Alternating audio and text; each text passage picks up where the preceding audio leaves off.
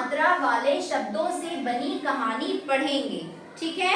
Yes ma'am. तो देखिए green board पर एक छोटी सी कहानी मैंने लिखी है और इस कहानी में बहुत से शब्द ऐसे हैं जिसमें दी की मात्रा का प्रयोग हुआ है। तो मैं इस कहानी को पढ़ूंगी, आपको समझाऊंगी और जो इसमें दी की मात्रा वाले शब्द हैं उन शब्दों पर सभी बच्चे ध्यान दीजिएगा और कुछ शब्द इसमें कठिन भी हैं तो मैं उनका अर्थ भी आपको साथ में बताती जाऊंगी। ऋषि कृपालु का एक आश्रम था। एक ऋषि थे, ऋषि सब बच्चे जानते हैं ना? Yes, जो पूजा पाठ करते हैं, और उन ऋषि का क्या नाम था? कृपालु। तो देखिए ऋषि में भी मात्रा है, कृपालु में भी मात्रा है, ठीक है?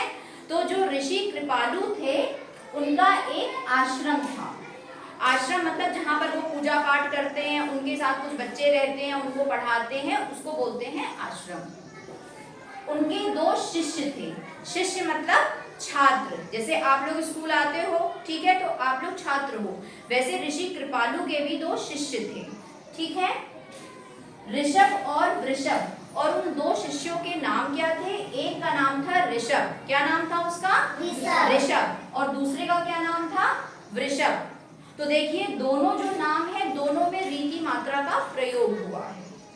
ऋषभ हमेशा आश्रम में वृक्षारोपण का कार्य करता था।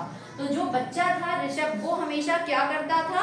वो काम करता था वृक्षारोपण का। वृक्ष मतलब पेड़ और रोपण का मतलब उसको लगाना, मतलब वो पेड़ लगाने का काम करता था।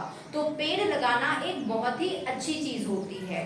तो जो ऋषभ था वो बहुत ही अच्छा काम करता था और वो क्या काम करता था? वृक्षारोपण का। क्या काम करता था? वृक्षारोपण, ठीक है? इसमें भी देखिए री की मात्रा है। उसके बाद है वृषभ वृथा ही आश्रम के जीव जंतुओं को परेशान किया करता था। और वहीं वृषभ क्या करता था? जो दूसरा शिष्य था वो वृथा ही, वृथा में भी देखिए री की मात्रा है, मतलब बिना मतलब, ठीक है? बिना मतलब जो आश्रम के जीव जंतु थे, वहां पे जो छोटे मोटे जानवर रहते थे या पशु पक्षी थे या पेड़ पौधे थे, हमेशा उनको नुकसान पहुंचाता था, ठीक है? दिखा है ना यहाँ पे, परेशान किया करता था, ठीक है? अब ऋषि सब पर कृपा करते थे और ऋषि क्या करते थे? ऋषि बहुत ही अच्छे थे, तो वो सब पे कृपा करते थे, मतलब वो दयालु थे, वो किसी को नुकसान नहीं पहुंचाते थे, हमेशा दूसरों की सहायता करते थे। ऋषभ और वृषभ की चित्रवृत्ति देखकर वह समान दृष्टिकोण रखते थे। इसमें देखिए कुछ कठिन शब्द हैं।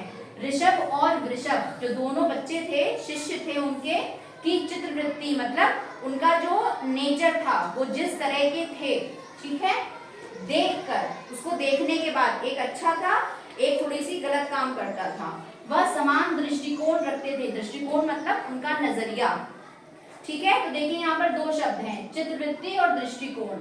वृषभ के कुकृत्यों के लिए उसे हमेशा उपदेश देते थे और वृषभ जो कुकृत्य करता था, मतलब कुकृत्य मतलब गलत कार्य करता था, जो जीव जंतुओं को परेशान करता था, उसके लिए हमेशा क्या करते थे? उसको उपदेश देते थे। तो यहाँ पे कौन सा शब्द है? कुकृत्यों। आया सब बच्चों को समझ में? Yes ma'am. तो आप अपनी इसको नोटबुक्स पे नोट करिए, इसके आगे मैं आपको और बताऊंगी।